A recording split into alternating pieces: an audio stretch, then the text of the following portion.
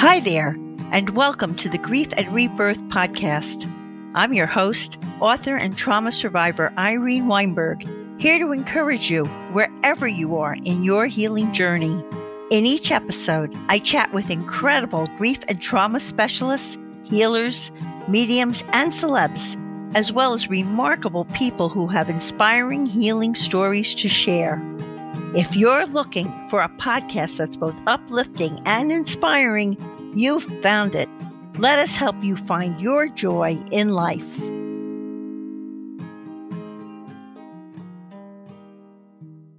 Hi, everyone. It's Irene, and I'm here with a very loving hello for each of you. When I began Grief and Rebirth podcast, I had absolutely no idea where this new journey was going to lead me. And I'm so both humbled and happy to announce that in just 2 years, Grief and Rebirth podcast has now passed its 100th interview, and we're closing in on 100,000 people downloading this insights-filled, enlightening podcast. So to celebrate this milestone, I decided to revisit 10 podcast episodes, which was extremely hard for me because I absolutely love every one of my guests and who to choose. So as you listen, I'll share why I chose each of these interviews featured here and how they spoke to me for one reason or another. Stay tuned. Here they come. Listen and enjoy, and thank you for celebrating with our Grief and Rebirth podcast audience and with me. My first interview that I chose is with Kerry Hummingbird, who is a soul guide. And she just is a wonderful inspiration for people who want to live their lives wide awake with authenticity, passion, and purpose. She wrote a great book called The Second Wave. She's a prolific writer. She's just written her 4th book. The Second Wave is her 3rd book, and it's about transcending the human drama. What I loved about this interview is that Kerry talks about the dramas we often create in our own lives, and she calls it a triangle of disempowerment. She speaks to the difference between the victim, the rescuer, and the perpetrator. I really learned a lot from this conversation I had with her. And she also talks about, which is a message very dear to my heart, about not being a doormat by using clear boundaries and discernment. This is a lesson I'm still learning in my life.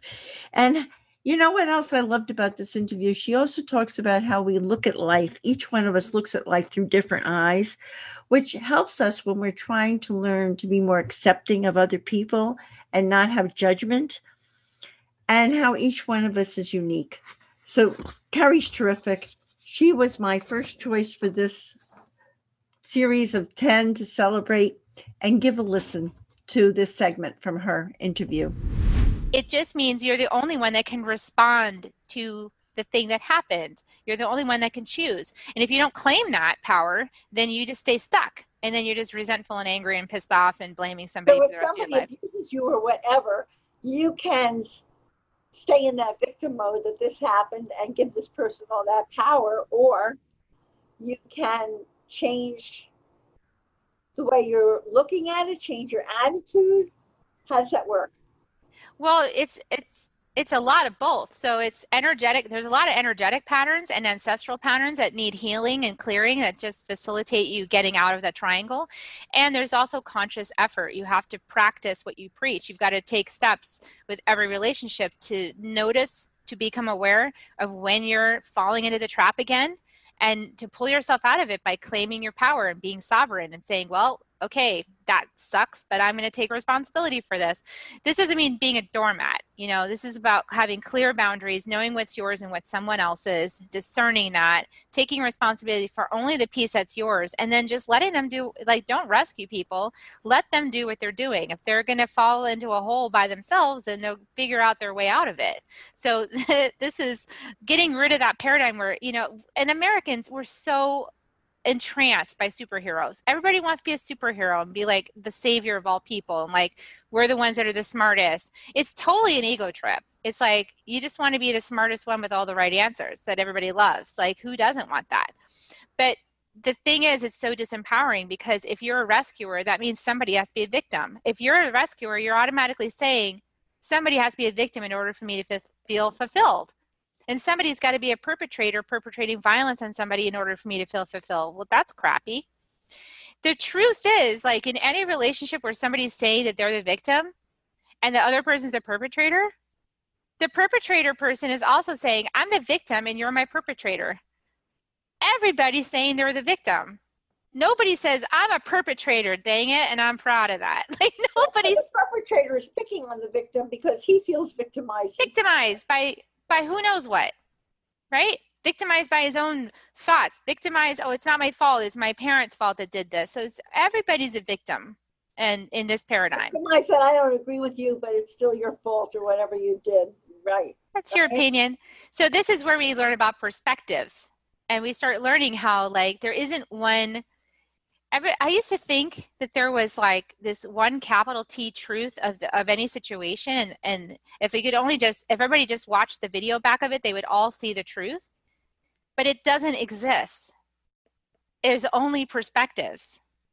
And that's why we get so frustrated trying to come to the same viewpoint, because we can't. We're always looking through different eyes. There's no way we're going to look at the same viewpoint. We might overlap, like the Venn diagrams, we might overlap on a piece, and that's like really validating. But the rest of it, then we stop feeling aligned, because we're like, well, you're not totally like me, so I can't trust you. Nobody's totally like anybody else. We're all unique. It's about appreciating the uniqueness in each other, and that has to do with acceptance and non-judgment, which is another big... Huge. No, huge. So, which leads me to, why do you call being empathic a superpower? And if that's true, then I am Superwoman. So let's talk about that. Talk about being a superhero. Well, empathic, I was always told that I was too sensitive. I have been told the same thing. Too sensitive, too emotional, get a tougher skin, stop crying or being upset about that. You're just taking it too personally. So part of this is true. Like, 4 Agreements teaches us don't take it personally. So there is that part. You need to have good boundaries to know what's personal and what's not personal. However, like, the sensitivity part is actually a beautiful gift. It's a refinement of perception. The second person I chose was Mark Anthony. What is there not to love and like about Mark Anthony? He is a world-renowned 4th-generation psychic medium who also happens to be an Oxford-educated attorney. And he's even argued cases before the Supreme Court, the United States Supreme Court. I thought this was a very pertinent interview to bring forth to all of you, because we are, God willing, all of us, hopefully, coming out of this coronavirus pandemic. And in this interview, Mark talked about the lessons that we could learn from going through the experience of the pandemic. So give a listen. Have you learned any of these lessons? How did it affect you? And I certainly relate to some of the things he said that we will be learning from this pandemic. And the other thing we talked about that was really bothering me, and I asked him about, was all the people who were dying alone from the pandemic. And Mark assured me that they're really not alone, and that there are many of their relatives, deceased loved ones, whatever, meeting them on the other side. And that even in our normal day-to-day life, if we happen to die alone or know of people who for some reason die alone, they're not alone. It was really comforting to me.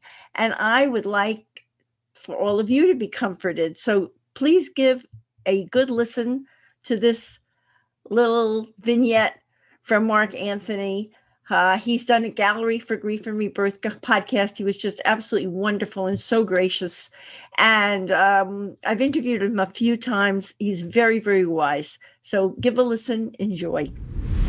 But the thing is, those brave Londoners huddled together were people like you and me, Irene. They weren't superheroes. They weren't trained. You don't get training to learn how to go through something like that. And we didn't get training how to go through a pandemic. But the thing is, they found the courage, they found the inner strength, and we can too. And so when people say, well, I need proof to believe in miracles, the fact that you're alive, the fact that every day you draw breath is a miracle. So when you doubt that miracles exist, look in the mirror, because you're the miracle. Speaking of miracles, have you got any words of comfort and guidance for people who are losing loved ones to the coronavirus and they cannot be with their loved ones as they're passing? Are they stepping up from the other side and filling in that role to fill that void? That is probably one of the most painful things that's happening now, because I've got two friends who died recently, and in both cases, their wives couldn't be with them because both of them had some underlying health problems, and because of their inability to breathe, it was suspected that they may have had COVID. Neither one of them did, but their wives were not allowed to be there. And I was talking to actually one of them today. Her name is Jan. She said, I couldn't even be there to hold my husband's hand when he was dying. He was in a hospital all by himself, and his family couldn't be there. And then the funeral service doesn't happen. It ended up being a Zoom session like this. This is really hard for people. These rituals of funerals, of wakes, they're very important for people. It's a way to get together and grieve as a group. It's very therapeutic. To not be able to be with someone that you love so much when they're dying is really a tragedy. But the words of wisdom I can say is that what we have to realize is that we are not these bodies. We are in these bodies. And I like to tell people to think of your soul as a drop of water. And so when you die, that drop of water leaves your brain and plunges into the eternal sea of the collective consciousness. And as soon as you're out of your body, you revert to an immortal living being, because the soul pre-existed the body, comes into the body, then lives on afterwards. We know this from quantum physics. Energy is neither created nor destroyed, only transferred from one form to another. So, and also, we tend to get very focused on the death and dying of our loved ones. Totally understandable, totally justifiable. But that's just a doorway that our loved ones had to go through to get to this elevated level of consciousness. They're fine. We're the ones that are coping with the stress. But the thing is, the reason spirits reach out to us, and they're doing very much so now, because they know our pain, is because they want to bring forth messages of love, healing, and resolution. And that's what's happening. The third person I chose is Diane Lang. Diane Lang, and what she does is close to my heart because I just love positive psychology. It helps so much to deal with life, and I like the way its message is to deal with life by being loving and kind to everyone, which is the message that I received when they pulled me out of the car, and that voice came into my head telling me to be loving and kind to everyone. So I received that spiritual heavenly directive, and Diane teaches people because she's a practicing therapist, a speaker, an educator, a certified positive psychology coach. She's written 3 books. She actively teaches positive psychology in education, parenting, you name it. And she spoke in her interview with me about the positive ways we can deal with loneliness and isolation that leads to depression, and how important acts of kindness are for each of us, that they're a win-win for us and the person we express the kindness to. And I really loved her messages. I love what she has to say. I love her take on things through such a positive approach to life. So I am sure that you will too. So give a listen to Diane. She's just an absolutely lovely person, so intelligent, and has such a great way about her. And positively tune in to this little vignette from her interview with me.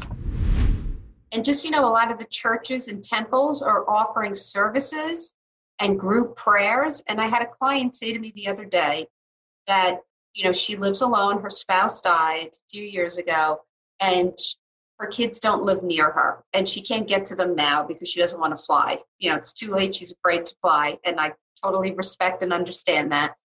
So she actually called her temple because she's not very good on, the internet. And they actually walked her through how to do Zoom.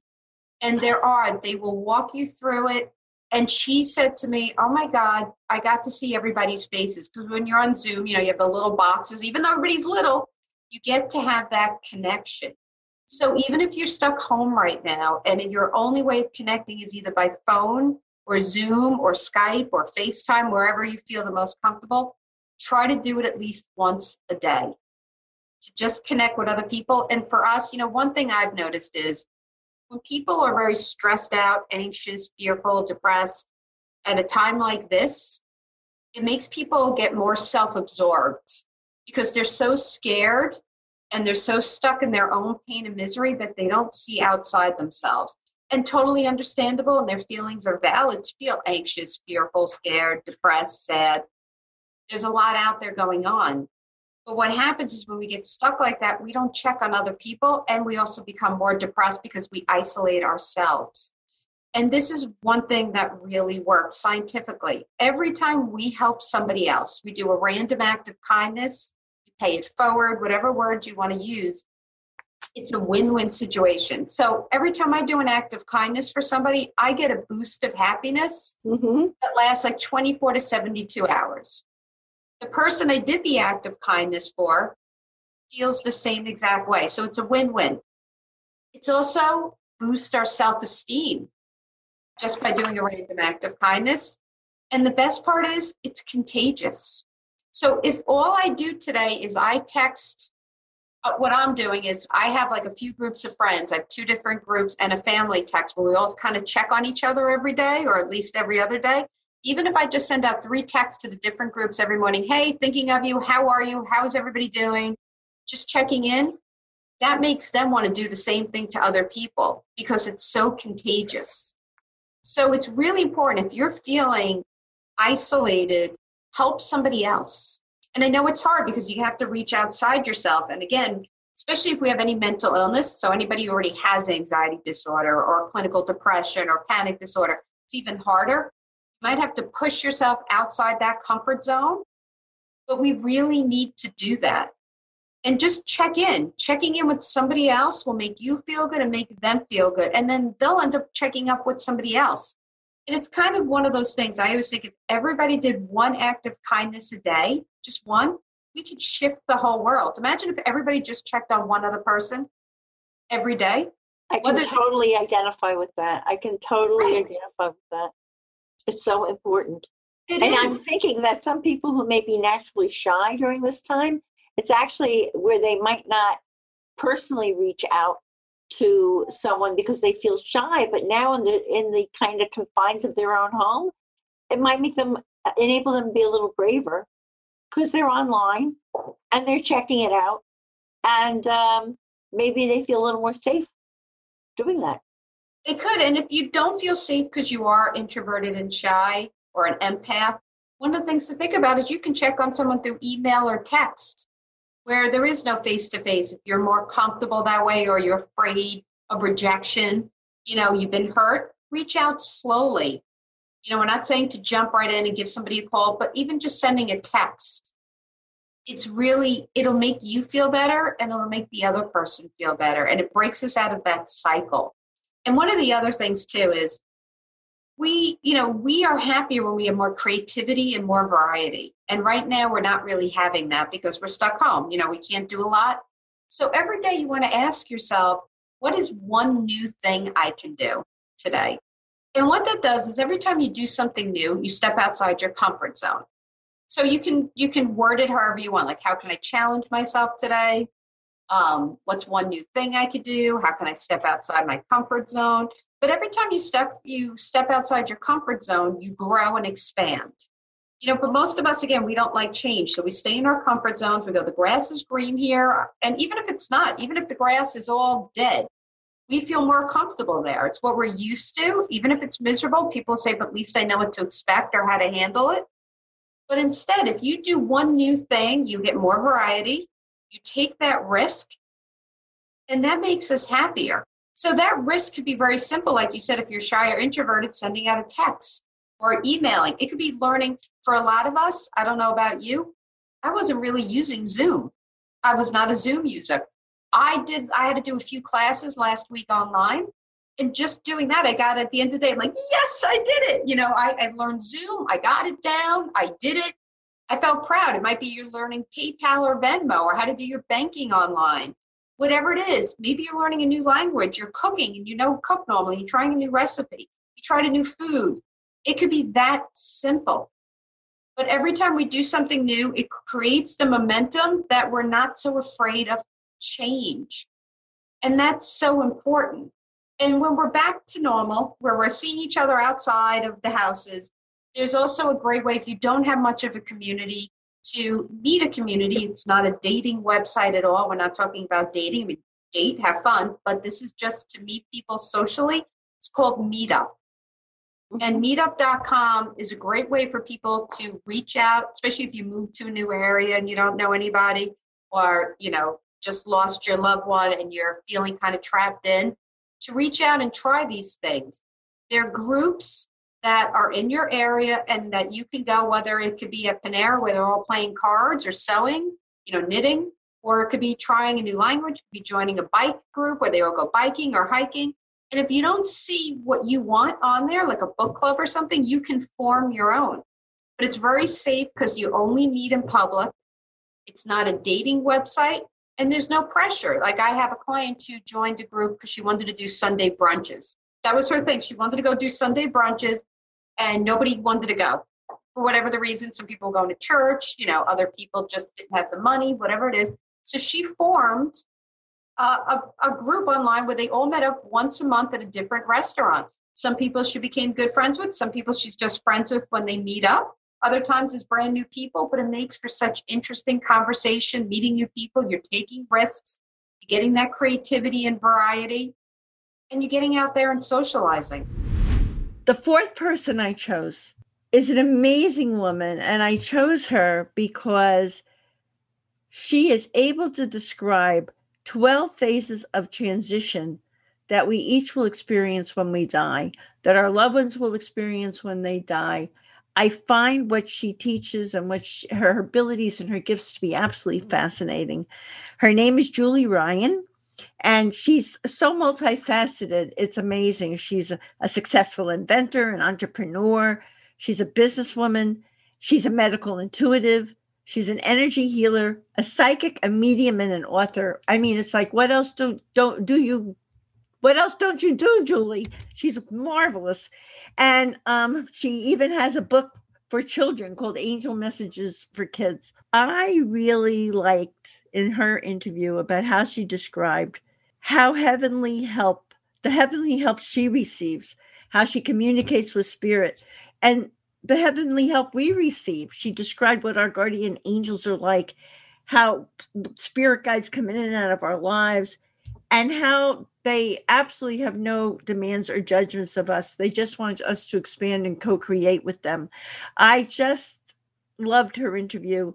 I think she's fascinating, and I wanted to share her again with all of you. So listen to this segment of her episode, and you may even want to tune into her entire interview. It was so interesting. Okay, and enjoy. Let me ask you this. As a medical intuitive, Julie, how do you see a person's medical conditions and illnesses? What do they look like to you? And can you give us an example of helping a person using your gift? Sure. They look like an X-ray. It's like I'm a human MRI, Irene. I see body parts. I see broken bones, torn ligaments, diseased organs. I can see cancer. I can see if it's metastasized to other parts of the body. I watch all kinds of things that would show up on an X-ray or an MRI or a CT scan. And sometimes I see things in the body that aren't showing up yet on the scans. And I'll say, okay, I can see that this cancer has metastasized to your bone or your lungs or whatever. And the person with whom I'm talking will say, well, no, I just had a PET scan and it came out clear. And I said, okay, well, that's just what I'm seeing. And then they'll contact me a month later or something. I'll say, well, you were right. They did a subsequent scan and it's showing up. So I always see these things, but most importantly, once they're identified, then I watch energetic healings happen. And it always starts right after something's identified. And it can take the place of something getting added, something getting removed. I watch energetic healings happen that emulate what I saw in operating rooms for all those decades when I was developing surgical devices and testing prototypes and, stuff like that. Do you perform the energetic healing? Does it come through you to the person, or how does that work? Like, you've now identified something. Someone says, oh my God, please get that out of me. And then or does the energetic healing get performed later on? How does that work, Julie? No, it happens real time right then when I'm on the phone. Normally 99.9% of the people with whom I work on anything, it's done via phone or Skype if they're abroad, but it's instant. And so I describe to them in detail what I'm watching happen. And if they can envision what I'm seeing in my mind's eye, Irene, it helps integrate it into the body, helps the healing. So I believe it's spirit working through me. Certainly, I don't believe that I'm the one doing it. I believe that I'm the conduit, and it's spirit working through me. But I understand what Pope Clement talked about and still does, because he's still my main spirit guide, and he prods me still, where he said everything you've done is to prepare you for this work. Because, like I said, so many of the healings will emulate what I see and what I saw in operating rooms. Sometimes I'll see healings that utilize methodologies and devices that haven't been invented yet. And I have an advisory group of surgeons and physicians and geneticists and therapists that I'll call and I'll say, I'm seeing this. Does this make any sense to you? Especially if I see it more than one time. And they'll say, yeah, in some instances, I had a geneticist tell me, this is a hypothesis. There are 5 institutes studying it right now. Nobody has seen it. Nobody can prove it. And there's no way in hell you would know about it. And I said, well, obviously I do, because I just described it to you. But it's almost as if when those healings come in, and then I'll subsequently see them several other times with other clients, it's almost like I keep reaching higher and higher levels of healing abilities. And I think it's endless of what we all have the capability to do ourselves. I myself have worked with an energy healer in my life, and it really, if the person is good like you are and they have integrity, it can make a huge difference in your life. It's really fabulous. So let me ask you what it's like to see energy fields and facilitate energy healings, which you're sort of just talking about. But I mean, you talk about your spirit guide. So for those who are listening to us who are like, what's a spirit guide? Could you explain a little bit about that and how that works, Julie? And since we're talking about energy healings, I know that you have written a new book that touches on that, and it's geared towards kids. So there's a lot of pieces to this question, but start and go for it. Yeah, my new book is called Angel Messages for Kids, and it's coming out next week, Irene. I wanted it out in time for the holidays. It's going to be close, but it's going to be out before the holidays. Excuse me. And it's based on all of this. What's an energy field look like? Where spirit's attached to a body having a human experience, and what happens when a loved one dies, and why is it that children can see spirits sometimes when mommy and daddy can't see them? And how is it that little children oftentimes will tell their parents, and see the moms all ask me, how do I explain to my child that he knows these details from a past life that there's no way he would know them, and we've been able to corroborate them online with historical documents, but this kid can't even read yet. He's 3. How does he know? How does he know he was a Civil War soldier? He knows where the battle was and what the date was. And so there's no way he would know this stuff. And you hear about children with imaginary friends. And we've always thought, well, Johnny has a really good imagination. Well, actually, Johnny has an imaginary friend that's a spirit. It's just mommy and daddy, or, whoever is raising Johnny is not able to see them or hear them, perhaps, but Johnny can. And also, it's so confusing to children about when a loved one dies. And I have moms ask me a lot, well, my grandmother died, and we told Susie that grandma's in heaven, but Susie can plainly see grandma's body in the casket at the funeral home, and we're telling Susie that grandma's in heaven, and there's no way that I don't know what to say to my daughter to help her understand. So I've written a children's picture book, and I think adults will learn a lot from it as well. I think the whole book, Irene, has 17 sentences in it, but it's very concise, very understandable for children, small and large, and adults, and all of them. And the illustrations are just darling. And so it's about angels giving messages to kids that explain all of this stuff. That's amazing. So let me ask you this, I think this book is so necessary and takes away a lot of fear for people and for the kids. And it's a comfort, because a child loves a grandparent so much, and they can't even imagine that grandparent's no longer there. So a lot of times a grandparent might say, and I don't know if your book talks about it, but I'm going to protect you. I'll be on the other side, or whatever, however that is. And you're talking about guardian angels, and you're talking about spirit guides. Could you just briefly, Julie, define them for our listeners? Sure. Guardian, and I mentioned this in the children's book, The Guardian Angels. I do an angelic attendance as well, the grown-up book. But as far as talking with your grandmother, I'll protect you and I'll be there, and you can talk to me anytime. I address that too. That how people can talk to their spirits, and it's you ask them a question in your head or aloud, and it's the first thing that comes in your mind is them answering you. It's a thought, because spirits communicate telepathically. And most people discount it because they think, well, that's my brain answering me. Yes, it is your brain if it takes longer than a second to get an answer. And so the things you remember when communicating with spirit, Irene, is that spirit's really literal.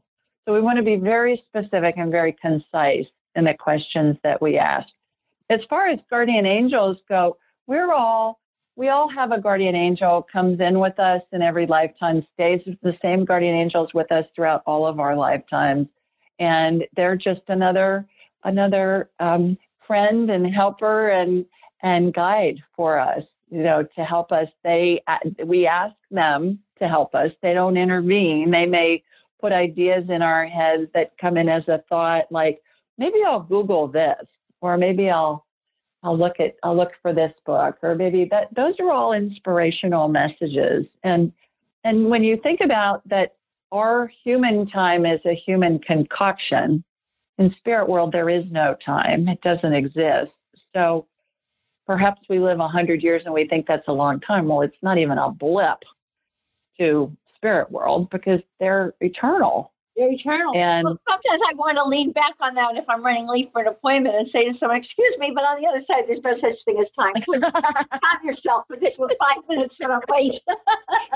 You're right.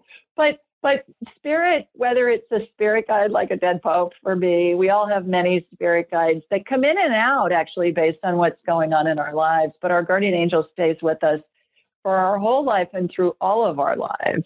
It is with us on the other side as well, that energy.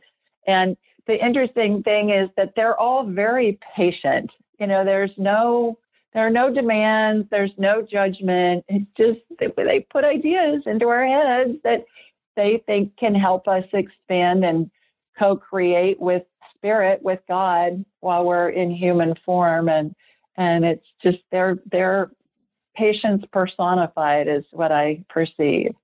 They're truly the expression, a little help from your friends, Exactly. It's great. The next person I chose is just simply dear to my heart. Her name is Pamela Osley. She's amazingly gifted. She is a wonderful person, and she is so helpful when you are trying to figure out your life, because she's so talented. She's an author. She's a consultant. She's a radio show host. She's a professional psychic intuitive. And what I love about her is she's an aura expert. She really changed my life, Pamela, because in 2004, when I just come out with my book, I read her book Life Colors, and what she explained about auras was so illuminating to me that I made an appointment with her for a reading, and she predicted that I would be helping people from my aura color and what I came here to do. She was able to see all of that by my aura color bands that were around me, describe my personality. She knew me better than I knew me, and it was amazing how so much of what she told me has come to fruition all those years ago. She's done TEDx talks. She's very intelligent. And what I love about Pam is she has tremendous integrity. Also, by the way, she was awarded the Holistic Transformational Leader of the Year Award by the Global Association of Holistic Psychotherapy and Coaching. To say the least, she's highly qualified to help so many people on the planet, including all of us.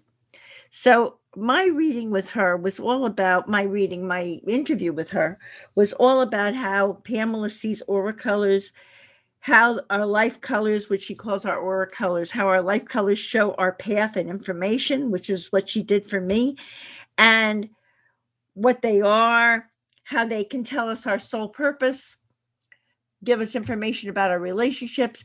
She's fascinating, and this interview is very enlightening and fascinating. I also want to comment that Pam just recently did an event for Grief and Rebirth podcast, and she actually was able to read auras of different people who attended the event, which was amazing and helpful for them and fascinating. So tune in. Listen to Pam, truly enjoy her and learn, and she is just top notch. So that is why I chose Pam. I've encountered people that see the same colors. So what I see is bands of color that glow out from people. It's kind of like a light coming off of a light bulb. It's just a very soft glow that comes out. Lots of different bands. And the one or two bands of color that are the closest to a person's body are what I talk about. Those are the life colors. Those are the colors that typically, now I haven't seen everybody on the planet, typically don't change in a person's lifetime. They're the colors that show a person's personality, what they're here to do, their life purpose, their theme for this lifetime, how they are in relationship, how they are with money, their priorities, potential health issues. All kinds of things show up in those two bands. The outer colors in a person's aura, those are the bands to me that change all the time according to what's going on with the person at the time. So if somebody's really angry, I see a lot of red showing up in the outer bands, but that tends to go away. That's different than a red life color, which shows me their personality type. So that's basically it. And there are certain colors that are very compatible with one another. And there are certain colors that can rub people the wrong way. Like, for example, greens and yellows, they can be a little touchy because greens are perfectionists and they write lists and they want things organized and efficient. Stephanie, but I don't think you're just a straight green, Stephanie. We'll get into that in a minute. But I categorize the colors into three different families. The physical colors, those are red, orange, yellow, and magenta. Those are the colors that get what's real through their physical body, through touch. And then there are the mental colors, and those are four different tans. And green, those are the colors that get what's real through their intellect, through logic, through getting it by a mental understanding. They gather information. And then there are the spiritual emotional colors, and those are the colors that get what's real through their inner senses, their intuition, their emotional feelings. Those are blue, violet, indigo, crystal, and lavender. So those are the colors I see. I started out by studying with Dr. Barbara Bauer. She was actually, she had kinesthesia, so she could see auras around people her whole life, and she thought everybody could. It wasn't until she was in her 40s that she realized people weren't seeing what she was seeing. And she would describe the personalities of what she was seeing, and it matched with what I was picking up. However, over the years, because she just got me started, over the 34 years that I've been doing this, I have discovered psychically more and more about each one of the colors. And I went, wow, Barbara never told me that about a yellow. Oh, she didn't explain that about a tan. So I've developed information more just by working with clients through psychic, through intuition, just through experience. And so that's why I wrote a book about it.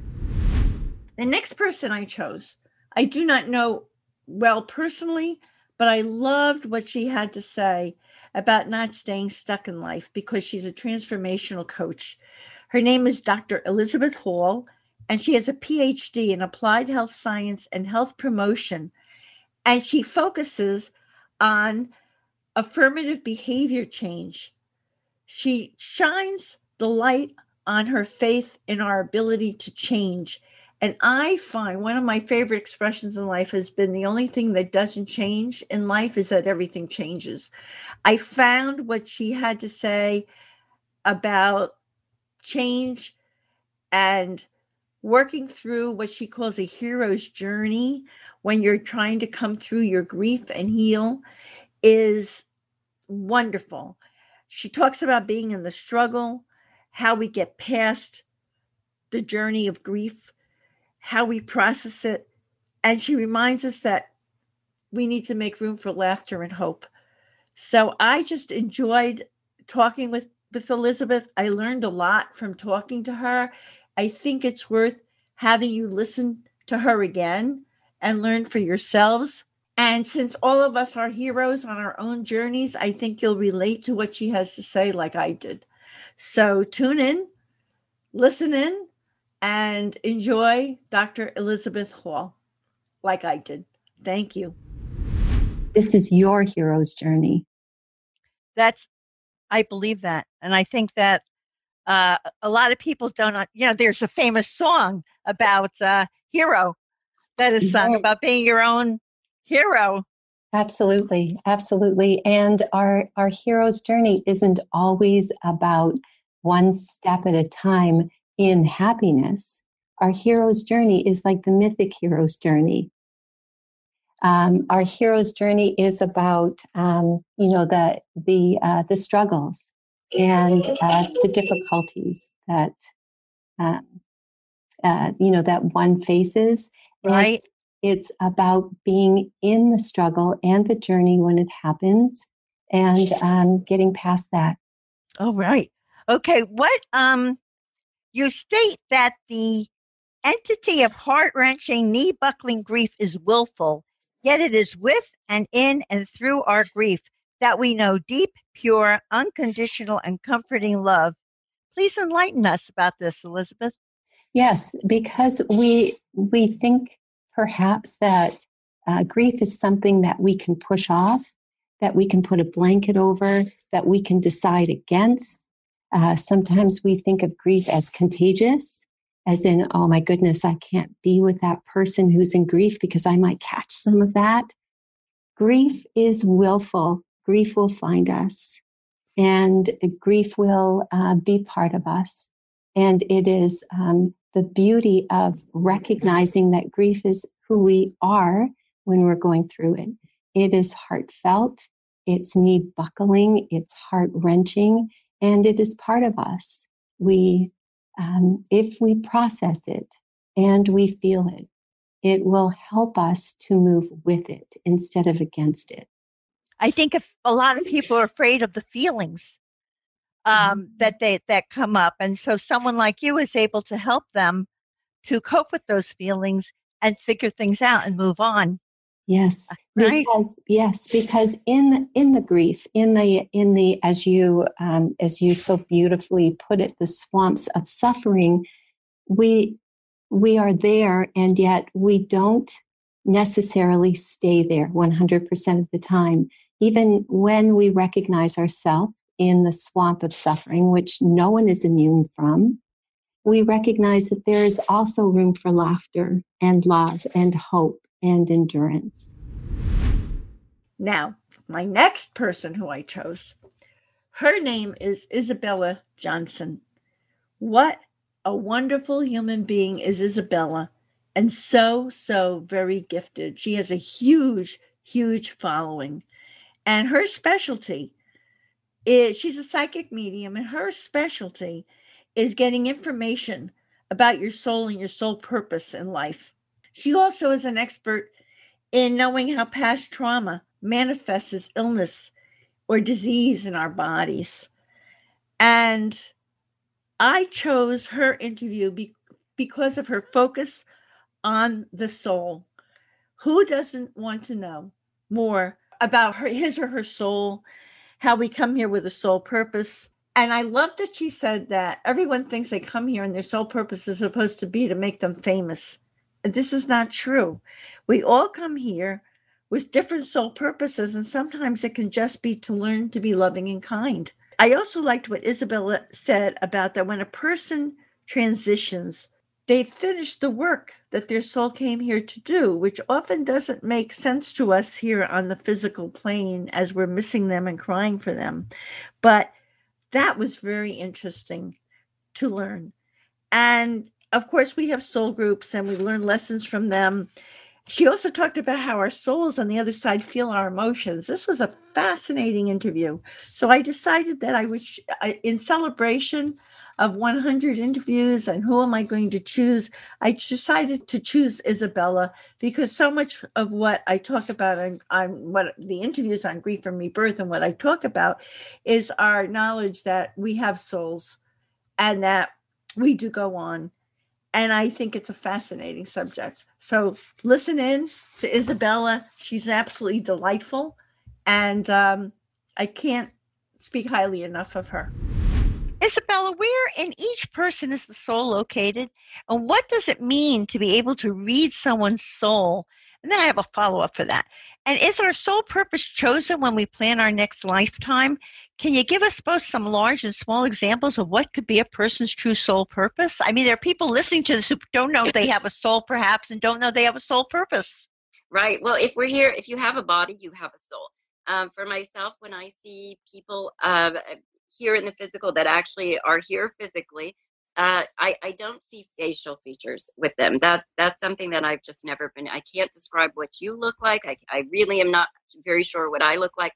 To me, when I say I see your soul, I see, I guess, perhaps the aura or the energy that we each emanate.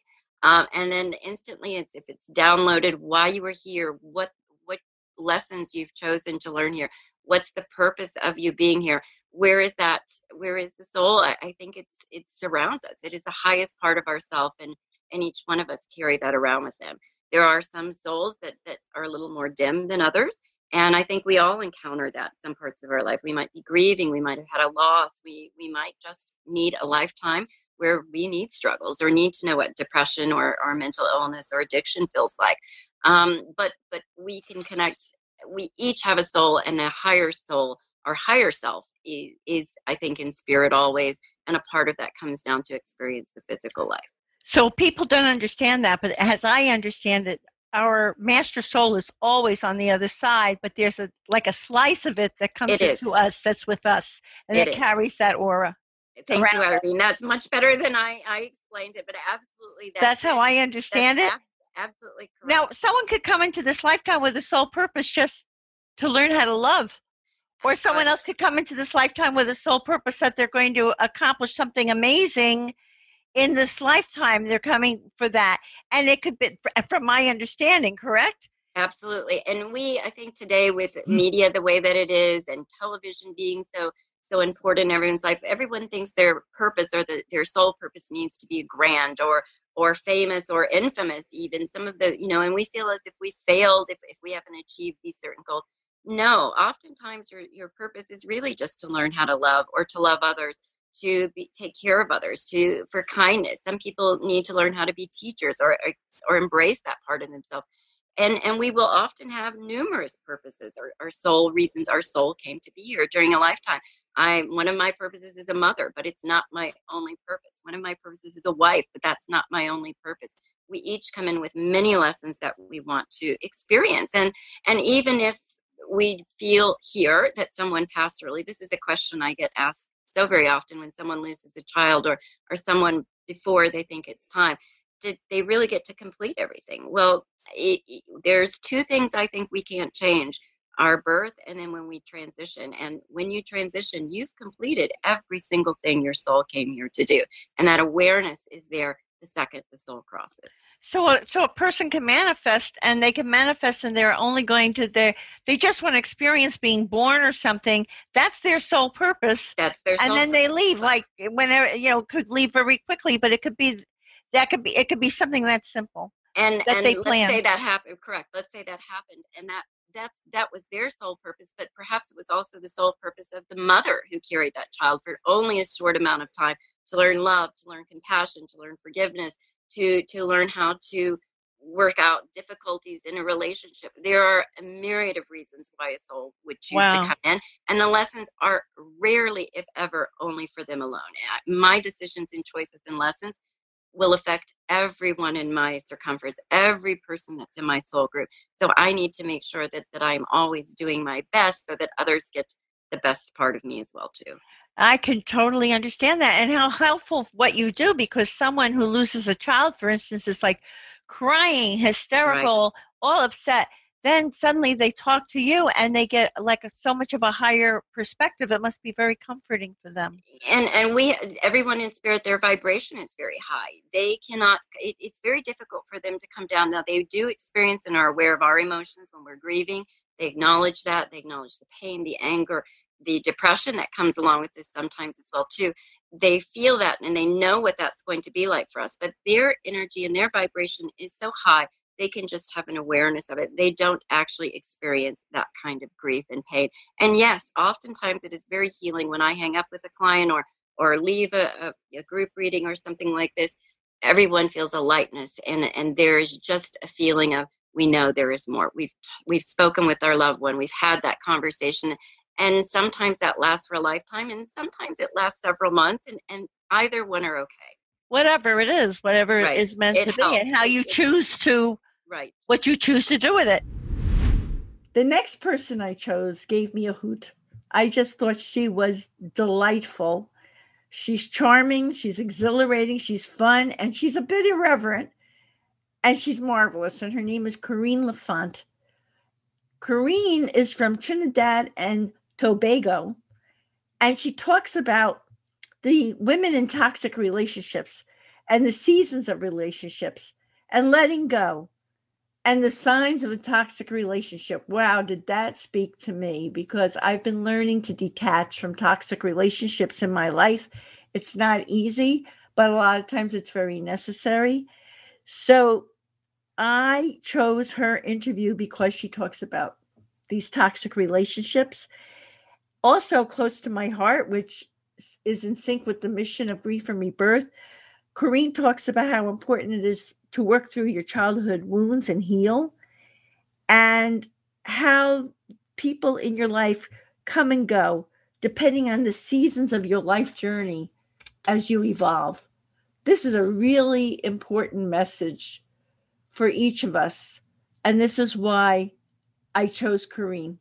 I thought that it's always important to remind ourselves to have self-love and not allow toxic relationships to bully us in our lives, how to separate out from them, how to use discernment in our relationships.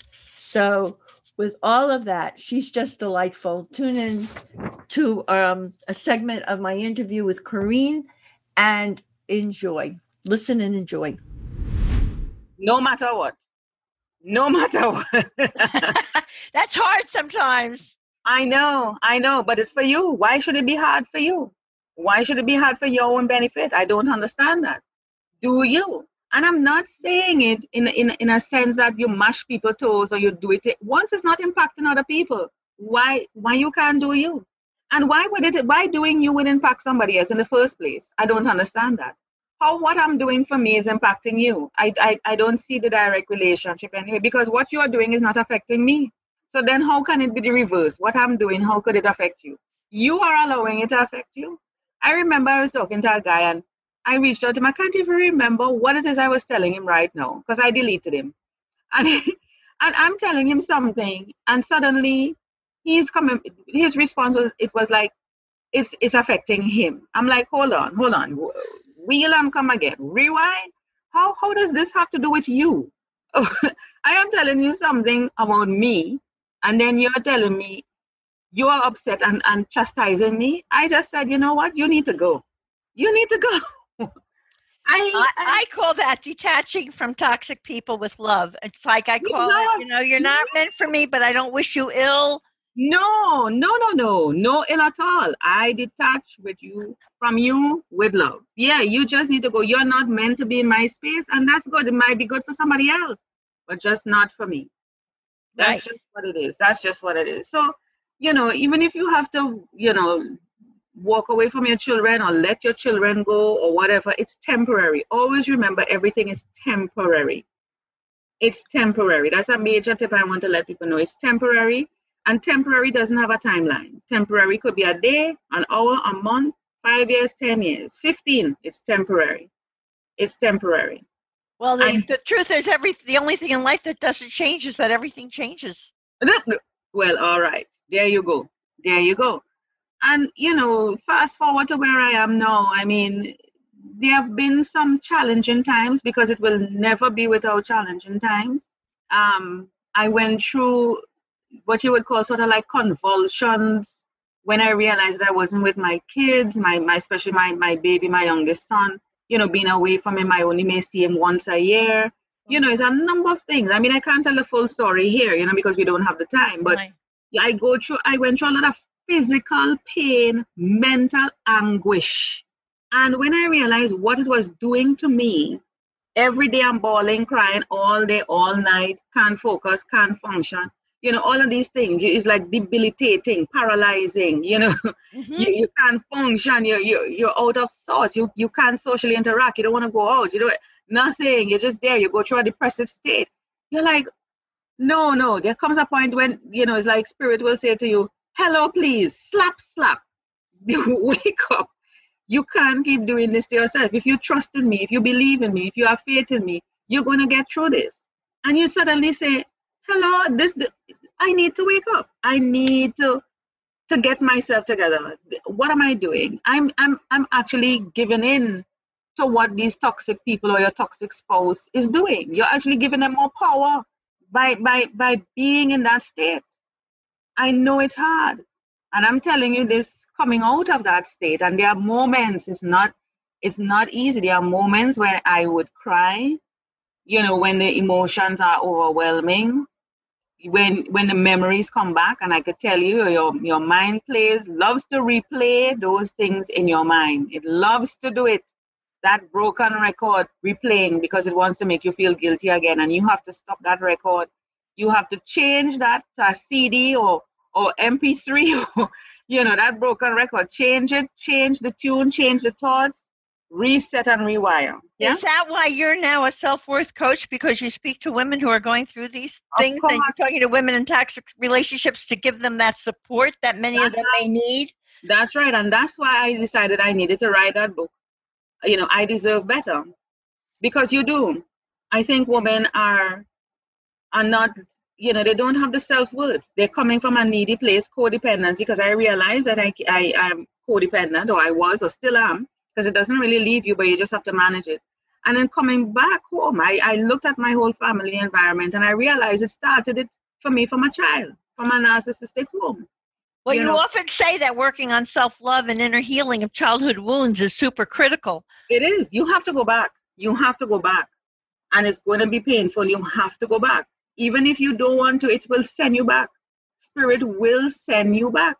How do you go back? Do you go back with help, or you just get introspective? You can see counseling. You can see counseling. You can even if you don't have the money to sit in a open space where you feel comfortable, it could be out in nature, wherever it is. Meditate, whatever it is. Talk to someone who will be willing to listen and not judge, which is why you have to be so careful who you're talking to. You don't need somebody to judge you. This is why I believe in just talking to Source. The answers will come to you without, because Source, God, Jesus will not condemn you. He will not judge you. But sometimes I think people's minds are so paralyzed or rattled from what's going on that I think having a trusted person to speak with and share with helps them a lot to focus and to get courage. Yeah, and what just came to me when you were saying that is that, let's say I were to come to you and say, okay, Irene is my friend. You will serve my purpose or what I need at this particular point. You may not be the person when I have transitioned from that to another point. It might be Sandra at another point. So it's not to say I don't need Irene, or I was talking to Irene, Irene may say, I was the one she came to and I was there for her in the beginning. Now she's suddenly talking to Sandra. No, you were there for me when I needed you for this particular thing. I am at a different phase now because you're supposed to be evolving.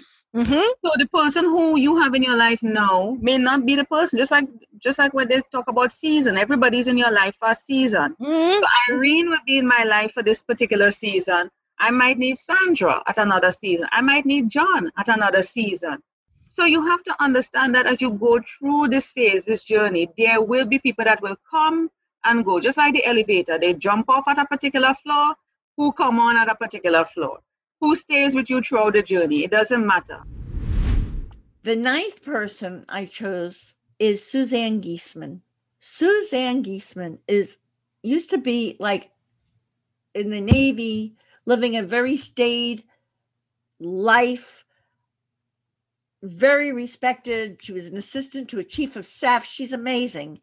And she had a spiritual awakening when her stepdaughter passed, and she decided to pursue the spiritual journey. And wow, is she a highly respected mystic, metaphysical teacher and medium. And she shares, what I love about her is she shares a way of living in life called the Awakened Way, which is a path to knowing who you are and why you're here. I find that to be so important. And she speaks to all of us through, she's only written 13 books. I mean, she's pretty prolific. She has classes, she has workshops, she has a radio show, and she even has a Messages of Hope documentary. She provides stunning evidence of life after death. In this segment that I chose, Suzanne talked about different heavenly beings who help us, what their job descriptions are, how she tunes in to their different personalities and power, how she hears them. She talks about how we all have spirit guides. Some of them are assigned to us for life. Some of them change. It is really interesting and fascinating, and it deserves a review. If you've heard her interview, you'll enjoy hearing this segment again. If you haven't, you may want to hear the whole interview after you've heard this segment. She is very, very wonderful, and that is why I decided to feature her in our celebration. So you communicate. You're so gifted. You communicate with spirit beings, including the souls of loved ones, spirit guides, angels, and masters in the spirit realm. How do these beings appear to you when you connect? And what would you call the job description of spirit guides, angels, and masters in the spirit realms? Job description. I like that. This is the funny thing. I just last month said to my guides, I'm like the handicapped medium here because I don't see any of you. And they said that is by design, because the greatest way to know those across the veil is to know them. Through sensing them. They said that across the veil, they don't appear as different forms. They know each other by their light, by their energy, their vibration, and they want me to learn to do the same. So I had to really hone my sensing ability, and I feel their personality. I feel the difference in the uniqueness in every being. I feel their power, which lets me know if they're at one level of being or the really higher masters. And I really hear them clearly if they're good communicators. And I just know certain things. So it's funny. They said what many of you call a handicap is not a handicap. It leads to stronger abilities in other areas. So the job description is for them to help us know that we are all unique expressions of one mind, one light, one source, that even though they may have a higher vibration, each of us is simply unique and equally loved. And they're here to help us learn to shine our inner light, to help us on our path, to help us know who we are, and just to help us know we are here to love each other fully. And they sure do love us. Oh my goodness. Our spirit guides, we each have spirit guides. Every one of us has somebody assigned to us for life, and then others come and go as needed throughout our life with whatever issues we're working on. So we get thoughts and all that could probably come from our spirit guides. So many of our thoughts are not our own, but we think they are. I think they are. And angels, now, do they come through to us like that also, or they have a different way of, they help people universally. We don't all have an assigned angel or anything like that. That's right. And whatever your belief and understanding of an angel is, they will come to you in that way. So many people who believe that angels are always going to have wings or light around their head will, by grace, if it's needed, have an experience of seeing something like that. Or you may see it in your mind's eye. I didn't necessarily have that vision, but I know that I am dealing with those at the angelic realm at certain times. It's just a different power, a different vibration that's noticeable. And are masters very, very evolved souls who have been around a million times, or? I know that they wouldn't want to quantify it because they try to keep us out of pigeonholing things. But the masters are those who have made the decision that instead of simply dissolving back into the one light that all of us arise from, that they are going to continue to help humanity on a large scale. The higher their vibrations, the more people they can affect even at once. Like Jesus, many people pray to him, and people say, well, how can millions of people be praying to Jesus and he helps them all? Because he's at that level. Same with the Buddha and archangels, that kind of thing. Yeah, and Mother Mary and all of them. That's unbelievable. That's great. So you are the author of 13 books. I mean, I would call you a high achiever. I would call me busy, driven. Yeah. And last but certainly never least, I chose Yvonne Heath. I loved my interview with Yvonne because of how she brings death out of the closet. She has an incredibly inspiring and wise book called Love Your Life to Death. And it talks about navigating life for others in our lives and for ourselves to our final passages. And she has observed a lot about how some people die terrible deaths and some people die beautiful deaths. And she talks about the difference. And a lot of it has to do with how you've lived your life until you get to your death. It's fascinating. And the other thing that she talked about that really resonated with me, and I bet it's going to resonate with you, is that there is a beauty in aging, that you can leave a legacy of love. And why Yvonne, does not fear her death. I loved this interview. It was so informative, it was so helpful, and it was so filled with compassion and wisdom. So I thought this was a perfect interview to choose as my 10th celebration of Grief and Rebirth podcast, Finding the Joy in Life. Thank you all for tuning in on social media, getting on my website, ireneweinberg.com, and joining me in this love-filled journey to help create a healing community so that all of us can have better lives and live together in peace and happiness and with joy. And with joy, from my heart to yours, enjoy. And as I always like to say, to be continued. Bye for now. Well, it's interesting because I think that is my first chapter. Why have we become so death phobic? And I didn't really, as a nurse, again, you just kind of go along. You don't really try to figure all of this stuff out. So I didn't really understand it as well as I do now. But by the way, as a nurse, are people also still scared to death of death, even though they're working in that profession? I mean, they're seeing it all the time. Oh, we don't. So many don't talk about it in a real meaningful way. And the assumption, people assume that healthcare professionals are great at this stuff. Oh, no, we're not. We avoid it as well. Or it's like, well, let's get the palliative care team in, or let's get the hospice team in. And, that's all. They are wonderful. but they can't be everywhere all the time. And there's patients everywhere dealing with this stuff. So, we really need a reframing of all of this. But it really isn't our fault, because it's something that has happened slowly over time. I mean, you think back in the day, the doctor came over, his little his little medicine bag, and he tried to fix and did his very best. And that was it. And that person most likely died at home with minimal intervention. And then you took care of the body and laid out in the parlor, and like the whole family was a part of this experience. And we also lived with all multi-generationally, right? So we witnessed the aging process. We witnessed, and these days, as technology took over, now we can fix anyone. You can go to the intensive care, you can be on machines. And so we believe that we can cure anything.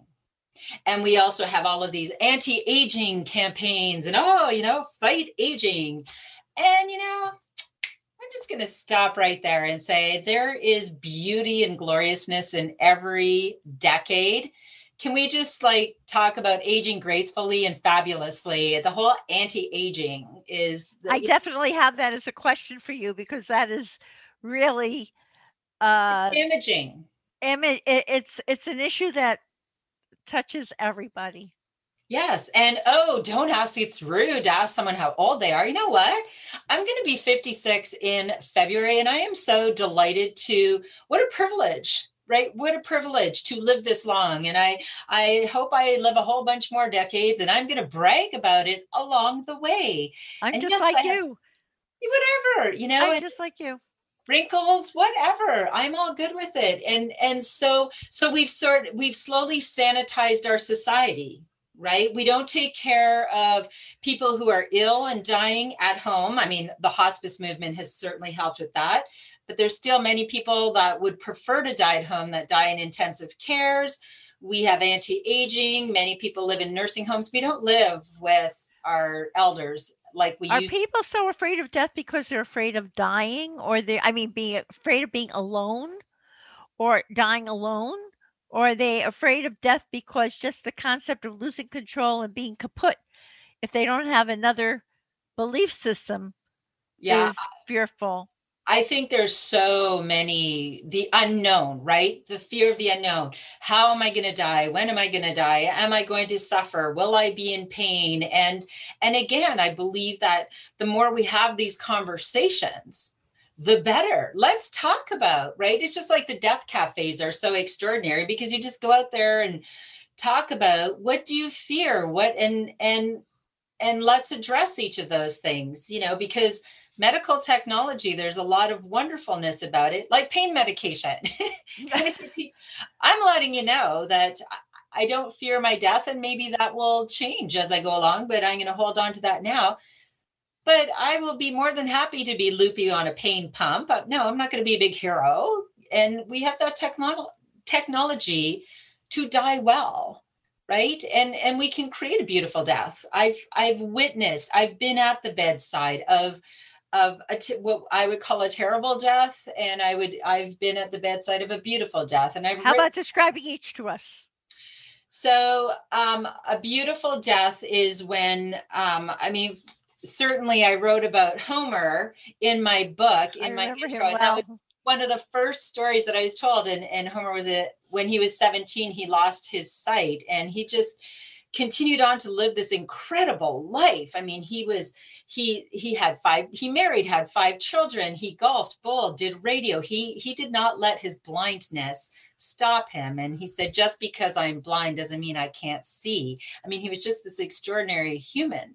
And so when he was ill and he knew he was dying, he just created, he had his daughter bring a tie to the hospital so he could knot it properly, because he didn't want anybody messing it up. He had them pick out a beautiful suit. He wrote letters to his family, had them dictated. He got lockets for his daughters and wife. He did all of these beautiful things and left this legacy of love. And he died peacefully with his daughters holding his hands. I mean, heartwarming, heart-wrenching, yes. And that is what I would call a good death. It is. Right? Whereas Whereas the whole thing he left to his daughters.